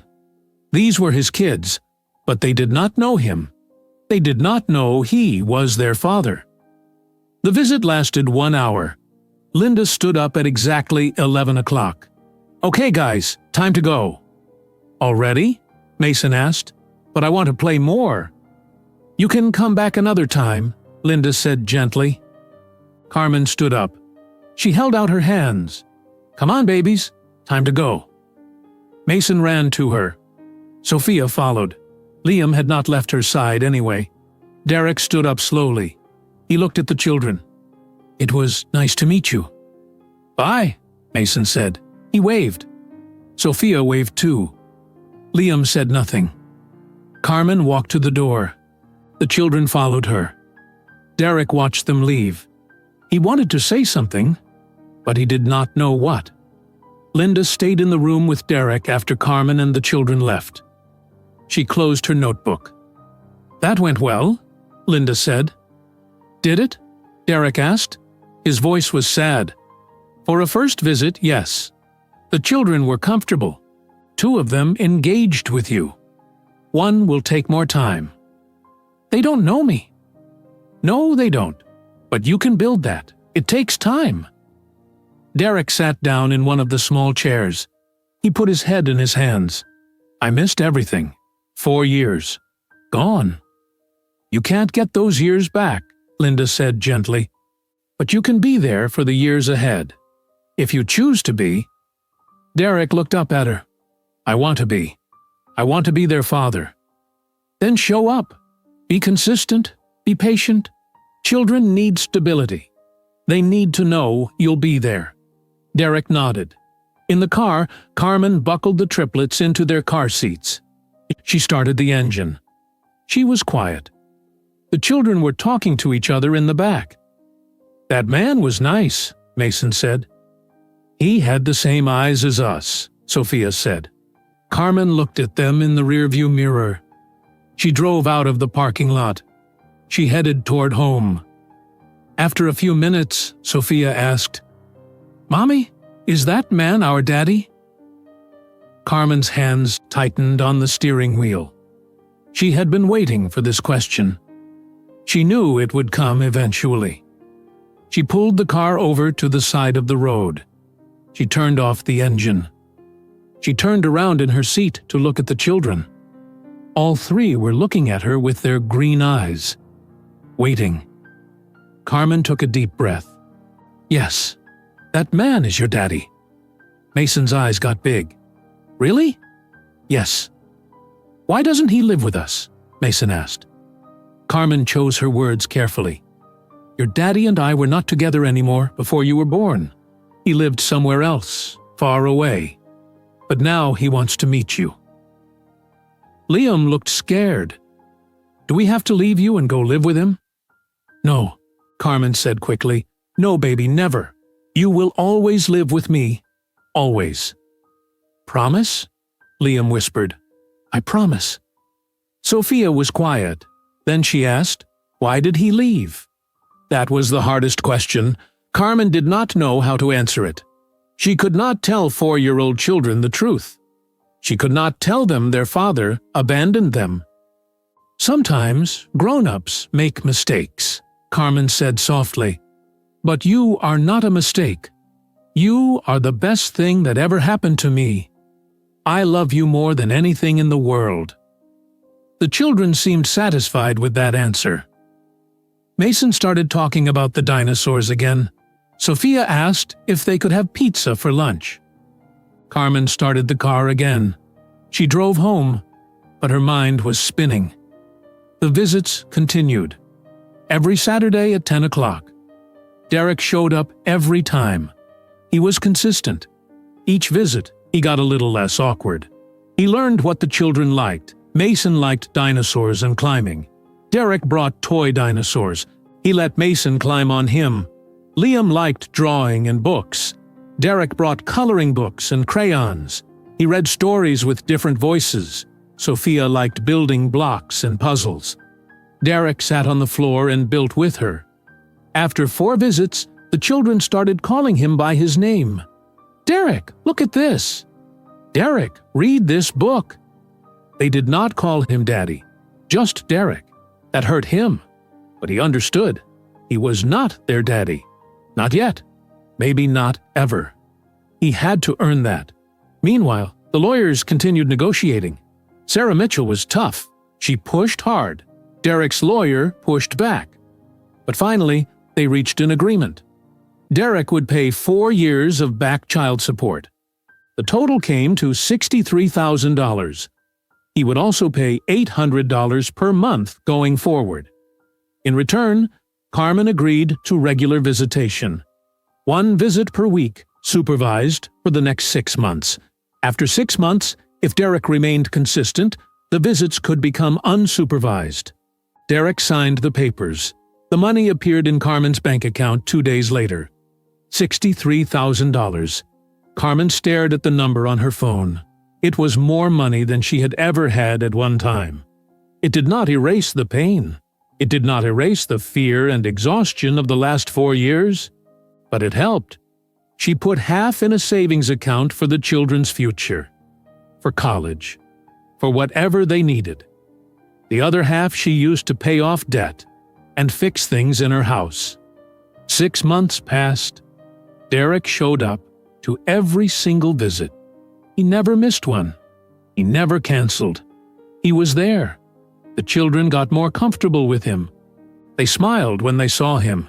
They ran to show him things. Liam even started holding his hand sometimes. Linda wrote a report. She said the visits were going well. She recommended unsupervised visitation. In June, Derek picked up the children by himself for the first time. No social worker, just him. Carmen stood on the driveway watching him buckle the triplets into car seats. Her heart was pounding. She felt like she could not breathe. "I'll have them back in 3 hours," Derek said. Carmen nodded. She could not speak. Derek got in his car. He drove away. Carmen watched the car disappear down the street. Then she went inside her empty house. For the first time in 4 years, her children were not with her.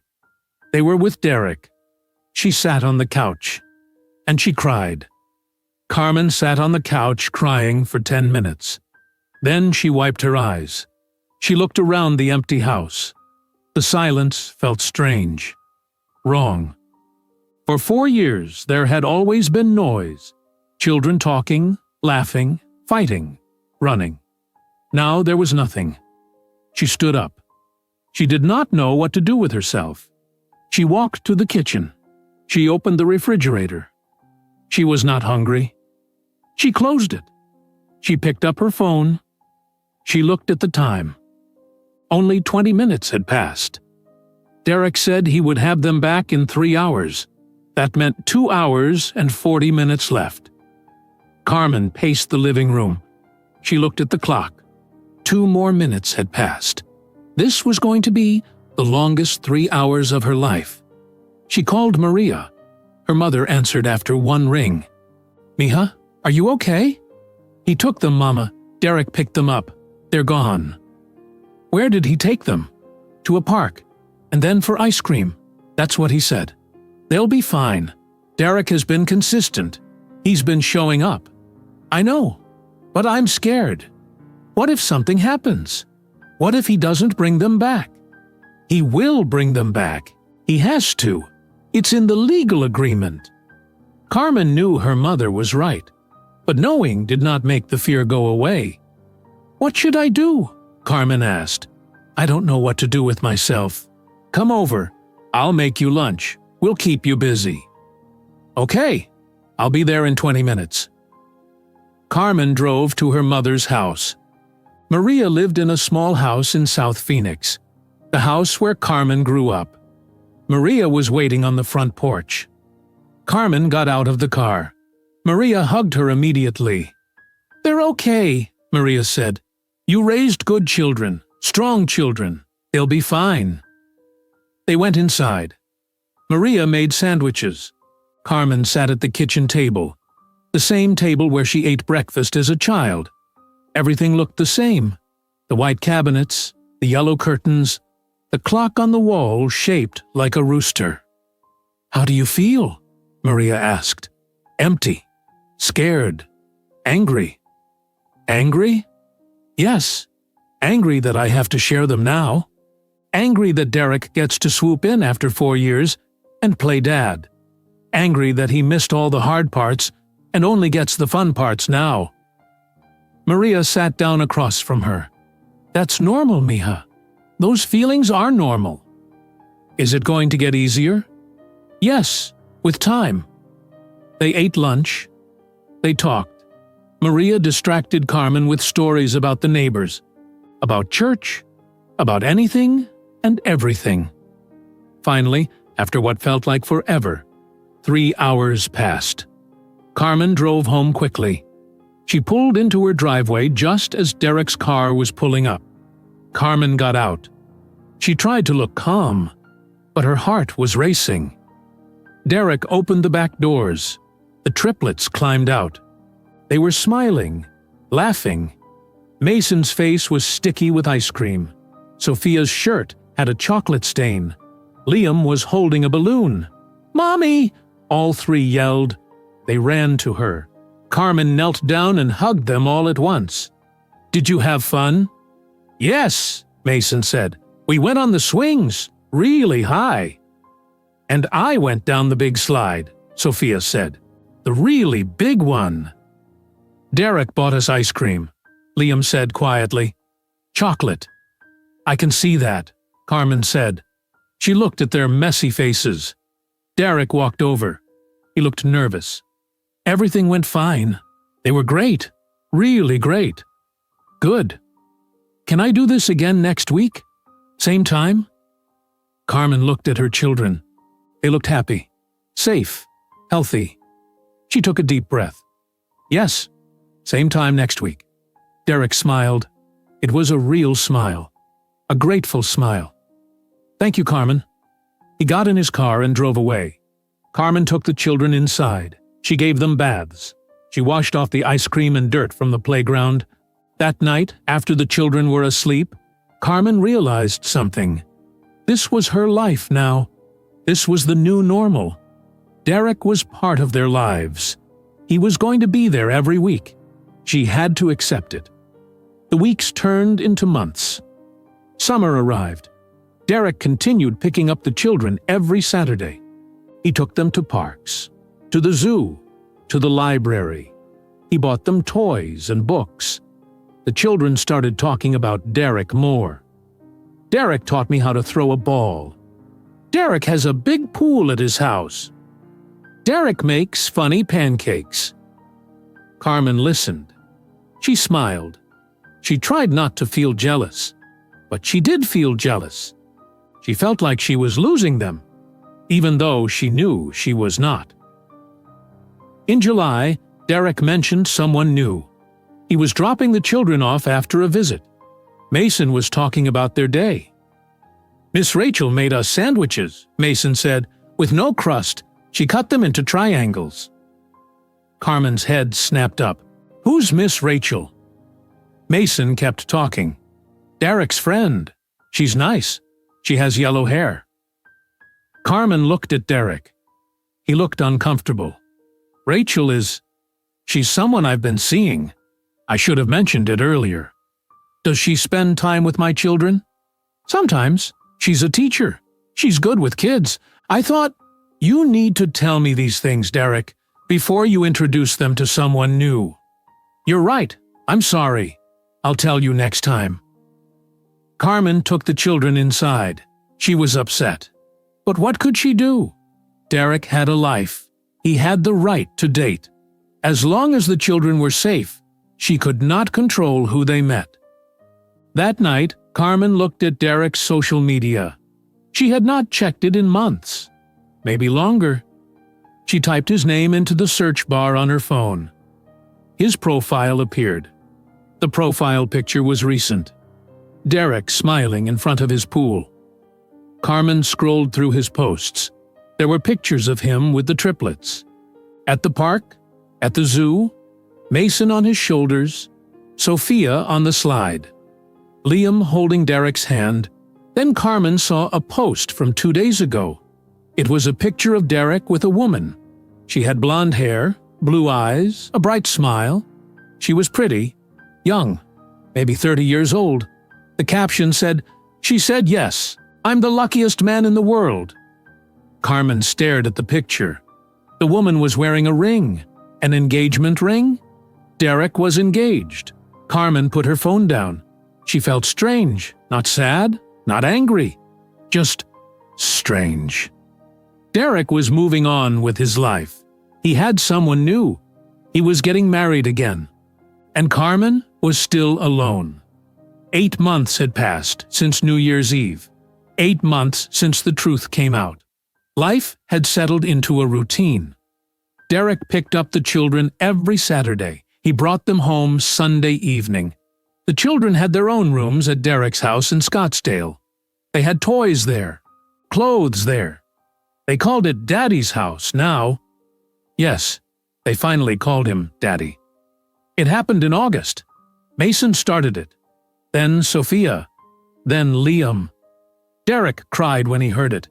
He called Carmen to tell her. His voice was shaking with emotion. Carmen said congratulations. But inside she felt something crack. Her children had a father now. A real father. Not just Derek. Daddy. September arrived. The triplets started pre-kindergarten. It was their last year before real school. Carmen took them shopping for backpacks and supplies. Mason picked a dinosaur backpack. Liam picked a blue one with stars. Sophia picked a purple one with flowers. On the first day of school, both Carmen and Derek showed up. They stood together taking pictures. Other parents looked at them, whispered.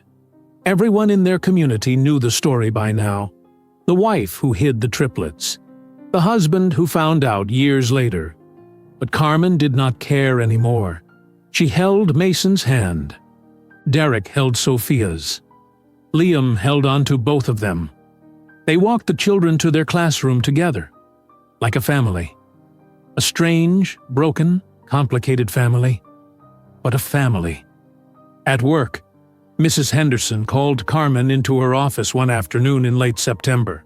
"Carmen, please sit down." Carmen sat. She felt nervous. Was something wrong? Mrs. Henderson smiled. "I have a question for you. How would you feel about becoming assistant principal?" Carmen's eyes went wide. "Assistant principal?" "Yes. Mr. Garcia is retiring in December. I need someone strong, someone organized, someone who cares about children. That's you." I don't know what to say." "Say yes.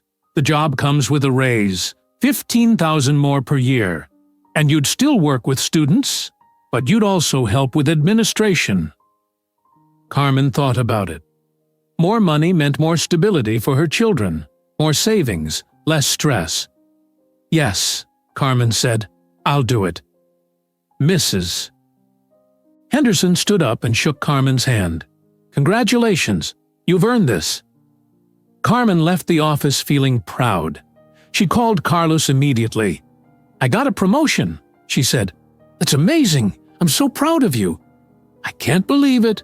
Assistant principal. Me." "You deserve it, Carmen. You've worked so hard. You've been through so much. You deserve something good." That evening, Carmen told the triplets at dinner. They did not fully understand what assistant principal meant, but they knew Mommy was happy. That made them happy too. Maria came over to celebrate. She brought a cake. They sang. The children blew out candles. It felt good, like things were finally getting better. On Saturday, Derek picked up the children as usual. But when he brought them home Sunday evening, Sophia said something that made Carmen's heart stop. "Mommy, is Miss Rachel going to be our new mommy?" Carmen knelt down in front of Sophia. She looked into her daughter's green eyes. "No, baby. Miss Rachel is not going to be your new mommy. You only have one mommy. Me. That will never change." Sophia looked confused. "But Mason said Derek is getting married to Miss Rachel. Don't married people become a mommy and daddy?" Carmen glanced at Derek. He was standing in the doorway. He looked uncomfortable. "Miss Rachel will be Derek's wife," Carmen explained carefully. "That means she'll be part of your family at Daddy's house. But she won't replace me. Nobody can replace me. I'm your mommy forever." "Okay," Sophia said. She seemed satisfied with that answer. And she ran off to play with her brothers. Derek walked closer. "Carmen, I was going to tell you about the engagement. I should have told you sooner." "Yes, you should have. Rachel is a good person. She's a second-grade teacher. She loves kids. She's been really patient with Mason, Liam, and Sophia. That's good. They need good people around them." "Are you angry?" Carmen thought about it. Was she angry? She felt many things: jealousy, sadness, confusion, but also relief. Derek was building his own life. That meant he would stop trying to take hers. "No," Carmen said finally. "I'm not angry, but you need to communicate with me. These are my children. When big changes happen in your life, I need to know." "You're right. I will. I promise." Derek left. Carmen closed the door. She leaned against it. She took a deep breath. The months continued to pass. October came. Halloween arrived. The triplets dressed up in costumes. Mason was a dinosaur. Liam was a wizard. Sophia was a superhero. They went trick-or-treating with Carmen, Maria, and Carlos. Derek wanted them on Halloween night too, but Carmen said no. Some holidays were hers. November brought Thanksgiving. This year, they had 2 Thanksgivings. Thursday with Carmen, Maria, and Carlos. Friday with Derek and Rachel. The children did not understand why they had to celebrate twice. But they were happy. They got 2 dinners, 2 desserts, 2 chances to be together with people who loved them. December arrived. The holidays came fast. Carmen bought presents for the children. She wrapped them carefully. She put them under the tree in the living room. On December 23rd, Derek brought the children home after his weekend visit. He walked them to the door. Rachel was with him. It was the first time Carmen had seen her in person. Rachel was pretty, young. She had kind eyes. She smiled nervously at Carmen. "Hi," Rachel said. "I'm Rachel. It's nice to finally meet you." Carmen shook her hand. "Nice to meet you too. Your children are wonderful, really wonderful. You've done an amazing job with them." Carmen nodded. "Thank you." There was an awkward silence. Then Rachel said, "I just want you to know I'm not trying to replace you. I know you're their mother. I'm just trying to be a good friend to them." Carmen looked at this woman who would marry Derek. This woman who would be part of her children's lives. She seemed genuine, honest. "Thank you for saying that," Carmen said. "I appreciate it, Aunt." Derek and Rachel left. Carmen closed the door. She realized something. Rachel was not the enemy. Derek was not the enemy anymore either.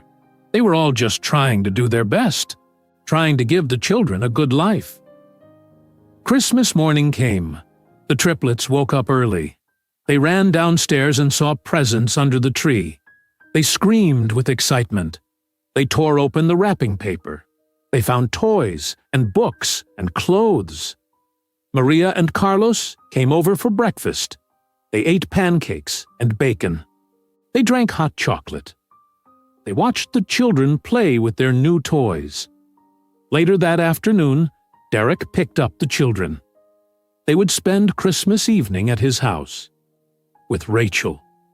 Carmen watched them drive away. It was easier this time. Not easy, but easier. Carmen spent Christmas evening with her mother and brother. They played cards. They ate leftovers. They watched old movies. It was quiet, peaceful. That night, alone in her bed, Carmen thought about the past year. Everything that had changed. Everything she had survived. 1 year ago, Derek did not know the triplets existed. 1 year ago, Carmen was hiding, protecting her secret, protecting her children, protecting herself. Now, everyone knew. The truth was out, and somehow life continued. Different, complicated, but continuing. January arrived, a new year. The triplets turned 5 years old. They had a birthday party at Carmen's house. Derek came. Rachel came. Maria and Carlos were there. Carmen's friends from work. The children's friends from school. The house was full of people. Full of noise. Full of life. Carmen watched Derek blow up balloons with Mason. She watched Rachel help Sophia open presents. She watched Liam sitting on Carlos's lap eating cake. Her children were happy. That was all that mattered. In February, Carmen started her new job as assistant principal. It was harder than teaching. More responsibility, more meetings, more paperwork, but also more rewarding. She helped make decisions for the whole school. She helped teachers. She helped families. Her paycheck was bigger now. She had more money in savings. She was stable, secure, independent. In March, Carmen went out with her friend Lisa. Just the two of them, to dinner and a movie. It was the first time Carmen had done something social in years. She felt nervous at first, but then she relaxed. She laughed. She remembered what it felt like to just be Carmen. Not mommy, not ex-wife, just Carmen. "You should start dating," Lisa said over dinner. Carmen shook her head. "I don't have time." "You have more time now. Derek takes the kids every weekend. You could meet someone, have fun." "I'm not ready." "Okay, but when you are ready, tell me. I know some nice guys." Carmen smiled. "I will." She was not ready. Maybe she would never be ready, but that was okay. She did not need a man to be happy. She had her children, her family, her career, herself. April came. May, June. Life continued in its new rhythm. The children finished pre-kindergarten. They would start real kindergarten in the fall. They were growing so fast, getting taller, smarter, more independent. One Saturday in July, Derek picked up the children. Before he left, he asked Carmen if they could talk. They sat on the front porch. The sun was setting. The air was warm. "I wanted to thank you," Derek said. "For what?" "For giving me a chance. For letting me be part of their lives. I know I don't deserve it. I know I messed up. I walked away. I hurt you. But you let me back in anyway." Carmen looked at him. This man who had broken her heart. This man who had abandoned her when she needed him most. She had hated him once. Now she felt nothing. No hate, no love, just acceptance. I didn't do it for you, Carmen said quietly. I did it for them. They deserve to know their father, even if their father didn't deserve to know them. Derek nodded. I understand. But still, thank you. Are you happy? Carmen asked. With Rachel, with your life. I am. Rachel is good for me. She makes me want to be better. That's good. You should be better. For them. They sat in silence for a moment. Then Derek said, What about you? Are you happy? Carmen thought about it. Was she happy? She was tired, busy, sometimes overwhelmed. But yes, she was happy. I am, Carmen said. I have everything I need. Do you ever think about dating, meeting someone? Maybe someday, but not now. Right now I'm focused on my children and my career. You're doing an amazing job, with everything. The kids are lucky to have you. They're lucky to have all of us. Me, you, Rachel, my family. It takes a village? Derek smiled. Yeah, it does. That evening, after Derek left with the children, Carmen sat on her porch watching the sunset. Sky turned pink, then ended, then went orange, then purple. Stars started appearing. She thought about everything she had been through. The pain of Derek leaving, the fear of being pregnant and alone, the exhaustion of raising triplets by herself, the terror of that New Year's Eve party when she revealed the truth. But she also thought about the good parts. The first time she held her babies, watching them take their first steps, hearing them say their first words, every laugh, every hug, every I love you, Mommy. She had given them everything, love, stability, strength. She had shown them that family was not about who stayed, but about who showed up every single day. And she showed up every single day. Through the hard times and the good times, she was there. Derek missed the most important years, the first 4 years. He could never get those back. That was his loss, his regret to carry. But Carmen had those years, those memories, those moments. Nobody could take that away from her. The truth had come out. Derek knew about his children now. He was trying to be a good father. That was good for Mason, Liam, and Sophia. But Carmen had already won. She had survived. She had built a beautiful life from nothing. She had proved she was strong enough, brave enough, enough. She did not need Derek. She never did. She had herself. And that was more than enough. Carmen stood up from the porch. She went inside her house. Tomorrow the children would come home. They would run to her with stories about their weekend. They would hug her. They would call her Mommy, because that was who she was. Their mother. The woman who never left. The woman who fought for them every single day. Carmen Rodriguez was 33 years old, a single mother, an assistant principal, a survivor, and she was finally free. If you enjoyed today's video, I'm sure you'll love the next one. Don't waste time. Just click on the screen